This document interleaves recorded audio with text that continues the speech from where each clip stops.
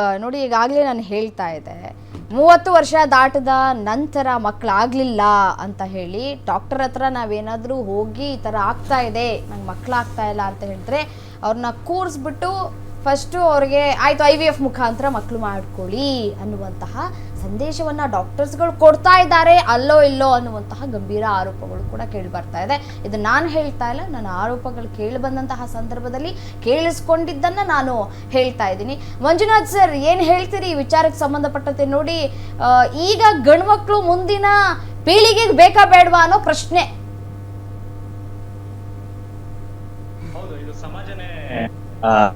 ತೀರ್ಮಾನ ಮಾಡ್ಬೇಕಾಗಿ ಬಂದಿದೆ ಈಗ. ಯಾಕೆಂದ್ರೆ ಅಷ್ಟು ಕಾಂಪ್ಲಿಕೇಟ್ ಮಾಡ್ಕೊಬಿಟ್ಟಿದೀವಿ ನಾವು. ಇನ್ಫ್ಯಾಕ್ಟ್ ಒಂದು ಸುದ್ದಿನ ತಮ್ಮ ಗಮನಕ್ಕೆ ತರಲಿಕ್ಕೆ ಇಚ್ಛೆ ಪಡ್ತೇನೆ. ರೀಸೆಂಟ್ ಆಗಿ ಒಂದು ನ್ಯೂಸ್ ನಲ್ಲಿ ಕೇಳ್ಪಟ್ಟಿತ್ತು, there was a match making event ಇತ್ತು ಚೈನಾದಲ್ಲಿ. 800 ಮಹಿಳೆಯರು ಅದಕ್ಕೆ ಅಟೆಂಡ್ ಆಗಿದ್ರು. ಆದ್ರೆ ಯಾವ ಒಬ್ಬ ಪುರುಷ ಕೂಡ ಟರ್ನ್ ಅಪ್ ಆಗಿಲ್ಲ ಆ ಮ್ಯಾಚ್ ಮೇಕಿಂಗ್ ಇವೆಂಟ್ ಗೆ. ಸೊ ಆ ಪರಿಸ್ಥಿತಿ ಕೂಡ ನಮ್ಮಲ್ಲಿ ಬಂದೇ ಬರ್ತದೆ. ಯಾಕೆಂದ್ರೆ ರೀಸೆಂಟ್ ಆಗಿ ದೇರ್ ವಾಸ್ ಟ್ವಿಟರ್ ನಲ್ಲಿ ಒಂದು ಕ್ಯಾಂಪೇನ್ ಆಯ್ತು, ಮ್ಯಾರೇಜ್ ಸ್ಟ್ರೈಕ್ ಅಂತ ಹೇಳಿ. ಯಂಗ್ ಮೆನ್ಸ್ ಆಫ್ ಇಂಡಿಯಾ ಏನ್ ಮಾಡಿದ್ರು, ಅವರು ಮ್ಯಾರೇಜ್ ಸ್ಟ್ರೈಕ್ ಅಂತ ಕಾಯಿನ್ ಮಾಡಿದ್ರು. ಯಾಕೆಂದ್ರೆ ಅವ್ರಿಗೆ ಸಾಕಷ್ಟು ಪ್ರೊಟೆಕ್ಷನ್ ಇಲ್ಲ ಇನ್ ಮ್ಯಾಟ್ರಿಮೋನಿಯಲ್ ಇಶ್ಯೂಸ್ ಅಂತ ಹೇಳಿ. ಸೊ ಅದಕ್ಕಿಂತ ಮದುವೆ ಆಗದೆ ಇರೋದೇ ಒಳ್ಳೇದು ಅನ್ನೋ ತೀರ್ಮಾನಕ್ಕೂ ಬರ್ತಾ ಇದಾರೆ ಗಂಡ್ಮಕ್ಳು. ಸೊ ಆ ನಿಟ್ಟಿನಲ್ಲಿ ಎಲ್ಲೋ ಇದು ನಾವು ಥಿಂಗ್ಸ್ ನೆಲ್ಲ ಜಾಸ್ತಿ ಕಾಂಪ್ಲಿಕೇಟ್ ಮಾಡ್ಕೊತಾ ಇದೀವಿ. ಈಗ ಗಂಡ್ಮಕ್ಳು ಮದುವೆ ಆಗದೇನೆ ಜೀವನ ಮಾಡ್ಬೇಕು ಅನ್ನುವಂತಹ ನಿರ್ಧಾರಕ್ಕೆ ಎಷ್ಟೋ ಗಂಡು ಮಕ್ಕಳು ಈಗಾಗಲೇ ಬಂದಿದ್ದಾರೆ ಮತ್ತೆ ಜೀವನ ಮಾಡ್ತಾ ಇದ್ದಾರೆ. ಅಂತ ಗಂಡು ಮಕ್ಕಳು ನಮಗ್ ಮಕ್ಕಳು ಬೇಕು ಅಂತಂದ್ರೆ ಏನ್ ಮಾಡ್ಬೇಕು? ಬೇರೆ ಹೆಣ್ಮಕ್ಳು ಸಹಾಯ ಮಾಡಿ ತಗೋಬೇಕು, ಅದಕ್ಕೊಂದು ಲಕ್ಷಾಂತರ ಖರ್ಚು ಮಾಡ್ಬೇಕಲ್ವಾ?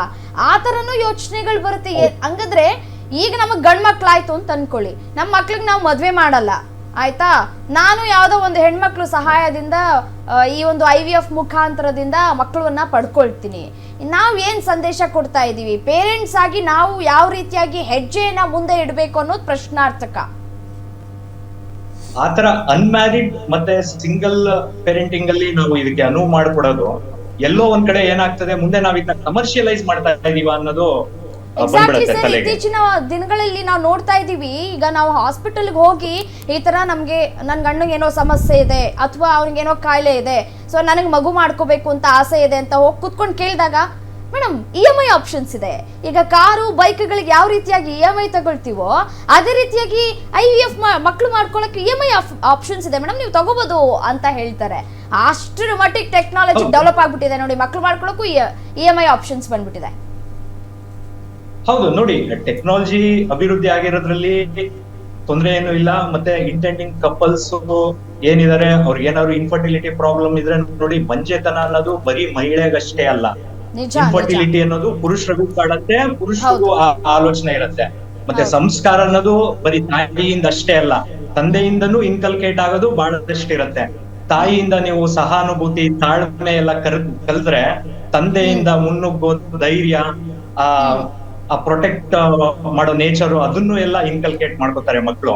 ಹಾಗಾಗಿ ನಾವಿದ್ನ ಯಾವ ನಿಟ್ಟಿನಲ್ಲಿ ತಗೊಂಡು ಹೋಗ್ಬೇಕು ಈ ಡಿಸ್ಕಷನ್ ಅಂದ್ರೆ, ಇದನ್ನ ಅನ್ಮ್ಯಾರಿಡ್ ಮತ್ತೆ ಸಿಂಗಲ್ ಪೇರೆಂಟ್ಸ್ ಗೆ ಅನುವು ಮಾಡ್ಕೊಡೋದ್ರಲ್ಲಿ ಎಷ್ಟು ಒಳ್ಳೇದಿದೆ, ಎಷ್ಟು ಪ್ರೋಸ್, ಎಷ್ಟು ಕಾನ್ಸ್ ಇದೆ ಅನ್ನೋದನ್ನ ನಾವು ಡಿಸ್ಕಸ್ ಮಾಡಿ ಇನ್ನೊಂದು ಪ್ರಶ್ನೆ ಕೂಡ ಬರುತ್ತೆ. ನಾವು ಪೇರೆಂಟ್ಸ್ ಗಳು ಚಿಕ್ಕ ಮಕ್ಕಳಲ್ಲಿಯೇ ಹೆಣ್ಣು ಮಕ್ಕಳಿಗೆ ಮುಂದಿನ ಜೀವನ ಯಾವ ರೀತಿಯಾಗಿ ಇರಬೇಕು ಅನ್ನೋದನ್ನ ತಿಳಿ ಹೇಳುವಲ್ಲಿ ಎಡುತ್ತಾ ಇದೀವಿ ಅನ್ನೋದು ಒಂದು ಪ್ರಶ್ನೆ. ಮತ್ತೆ ಇತ್ತೀಚಿನ ವರ್ಷಗಳಲ್ಲಿ ನೀನು ಓದ್ತೀಯಾ? ಓದು, ಎಷ್ಟು ಬೇಕಾದ್ರೂ ಓದು.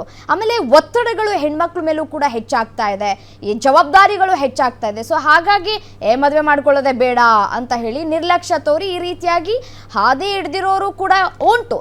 ಬಟ್ ಪೇರೆಂಟ್ಸ್ಗಳು ಇದನ್ನ ಮಕ್ಕಳಿಗೆ ಮನವರಿಕೆ ಮಾಡ್ಕೊಡ್ಬೇಕಾಗಿರೋದು ಬಹಳ ಪ್ರಾಮುಖ್ಯತೆಯನ್ನ ಪಡೆಯುತ್ತೆ ಅಂತ ಅನ್ಸುತ್ತೆ ನನ್ನ ಪ್ರಕಾರ.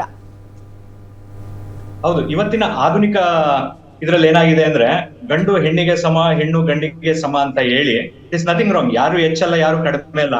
ಇವನ್ ನಮ್ನ ಸೃಷ್ಟಿನೇ ಆ ರೀತಿ ಸೃಷ್ಟಿಸಿದೆ. ಹೆಣ್ಣಿಲ್ದೆ ಗಂಡು ಅಪೂರ್ಣ, ಗಂಡಿಲ್ದೆ ಹೆಣ್ಣು ಅಪೂರ್ಣ.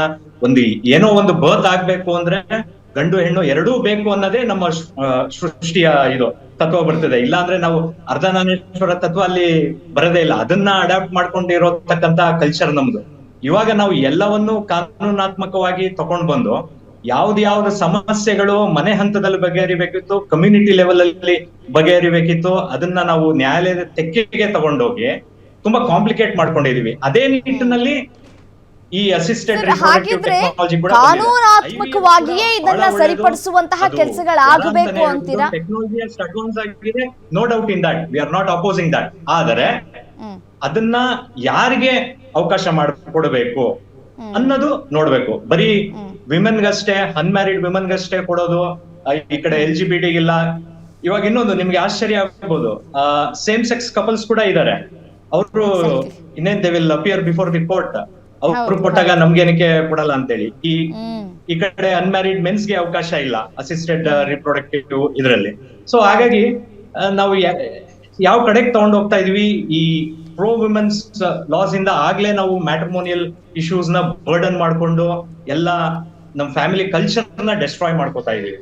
ಸೊ ಆ ನಿಟ್ಟಿನಲ್ಲಿ ನಾವು ಯೋಚನೆ ಮಾಡ್ಬೇಕಾಗ್ತದೆ. ಮತ್ತೆ ಒಂದು ರಚನಾತ್ಮಕವಾದ ಚರ್ಚೆ ಆಗಿ ಅದು ಶಾಸಕಾಂಗಕ್ಕೆ ತಿಳಿಸಿ ಕೆಲವು ಬದಲಾವಣೆಗಳನ್ನ ತರಬೇಕು. ಇಲ್ಲ ಅಂದ್ರೆ ಈಗಾಗ್ಲೇ ಹೇಳಿದಾಗೆ ಮ್ಯಾರೇಜ್ ಸ್ಟ್ರೈಕ್ ಹೋಗ್ತಾ ಇದಾರೆ the young generations. And also again ಇವಾಗ lot of living in relationship ಕೂಡ ಇಟ್ಸ್ ಗೆಟಿಂಗ್ ಟ್ರಾಕ್ಷನ್. ಈ ಮ್ಯಾಟ್ರಿಮೋನಿಯಲ್ ಈ ಟೈಡ್ ಅಪ್ ಆದ್ರೆ ಈ ಮೇಂಟೆನೆನ್ಸ್ ಬರುತ್ತೆ, ಆಲಿಮೋನಿ ಬರುತ್ತೆ ಅಂತ ಹೇಳಿ. ಈವನ್ ಚೈನಾ ಕೂಡ ರೀಸೆಂಟ್ ಆಗಿ ಒಂದು ಅಮೆಂಡ್ಮೆಂಟ್ ಮಾಡ್ತು, ಯಾಕೆಂದ್ರೆ ಅವರಲ್ಲಿ ಮ್ಯಾರೇಜಸ್ ಕಡಿಮೆ ಆಗ್ತಿರೋದ್ರಿಂದ they have recently made an amendment in divorce law saying that ಯಾವ ಮಹಿಳೆಗೂ ಅಥವಾ ಯಾವ ಪುರುಷರಿಗೂ ಪ್ರಾಪರ್ಟಿನಲ್ಲಿ ಭಾಗ ಇರೋದಿಲ್ಲ, ಡಿವೋರ್ಸ್ ಅಲ್ಲಿ ಯಾವುದೇ ಮೇಂಟೆನೆನ್ಸ್ ಇರೋದಿಲ್ಲ, ಯಾವುದೇ ಆಲಿಮೋನಿ ಇರೋದಿಲ್ಲ ಅಂಟಿಲ್ ಅಂಡ್ ಅನ್ಲೆಸ್ ಆ ಮಹಿಳೆ ಕೂಡ ಅಥವಾ ಆ ಪುರುಷ ಕೂಡ ಫಿನಾನ್ಷಿಯಲಿ ಕಾಂಟ್ರಿಬ್ಯೂಟ್ ಮಾಡಿದ್ರೆ ಯಾವ್ದಾದ್ರು ಪ್ರಾಪರ್ಟಿಗೆ ಅಂತದ್ರಲ್ಲಿ ಅವ್ರಿಗೆ ಹಕ್ಕಿರತ್ತೆ ಹೊರತು ಯಾರೋ ಈಗ ಮಹಿಳೆ ದುಡ್ದಿರೋ ಇದ್ರಲ್ಲಿ ಡಿವೋರ್ಸ್ ಕೇಸ್ ಹಾಕೊಂಡು ಅದರಿಂದ ಭಾಗ ತಗೊಳ್ಳೋದು ಆ ತರದೆಲ್ಲ ಇಲ್ಲ ಅಂತೇಳಿ ಚೈನಾ ಕೂಡ ಲಾಸ್ ಗಳನ್ನ ಅಪ್ಡೇಟ್ ಮಾಡ್ತಿದೆ. ಸರ್ ನೋಡಿ, ಈ ವಿಚಾರಕ್ಕೆ ಸಂಬಂಧಪಟ್ಟಂತೆ ಚರ್ಚೆ ಮಾಡ್ತಾ ಹೋದ್ರೆ ಇದು ದಿನವೇ ಸಾಕಾಗೋದಿಲ್ಲ ಅಂತ ಕಾಣಿಸುತ್ತೆ. 1 ಗಂಟೆಗಳು ಕೂಡ ಕಾಲಾವಕಾಶ ತೀರಾ ಕಡಿಮೆ. ಹೇಳಬೇಕು ಅಂತಂದ್ರೆ ಇಡೀ ವರ್ಷ ಬೇಕಾದ್ರೂ ಈ ವಿಚಾರಕ್ಕೆ ಸಂಬಂಧಪಟ್ಟಂತೆ ನಾವು ಡಿಸ್ಕಷನ್ ಮಾಡ್ತಾ ಹೋದ್ರೂ ಸಾಕಾಗೋದಿಲ್ಲ ಅಂತ ಕಾಣಿಸುತ್ತೆ. ಇವತ್ತಿನ ಚರ್ಚಾ ಕಾರ್ಯಕ್ರಮದಲ್ಲಿ ತಮ್ಮೆಲ್ಲರೂ ಕೂಡ ಭಾಗಿಯಾಗಿ ನಿಮ್ಮ ಅನಿಸಿಕೆ ಮತ್ತೆ ಸಮಾಜ ಎತ್ತ ಸಾಗ್ತಾ ಇದೆ ಅನ್ನೋದ್ರ ಬಗ್ಗೆ ಮಾತನಾಡಿದ್ರಿ. ತಮ್ಮೆಲ್ಲರಿಗೂ ಕೂಡ ಧನ್ಯವಾದಗಳು. ಸರ್ ಮಂಜುನಾಥ್ ಸರ್, ನಿಮಗೂ ಕೂಡ ಧನ್ಯವಾದಗಳು.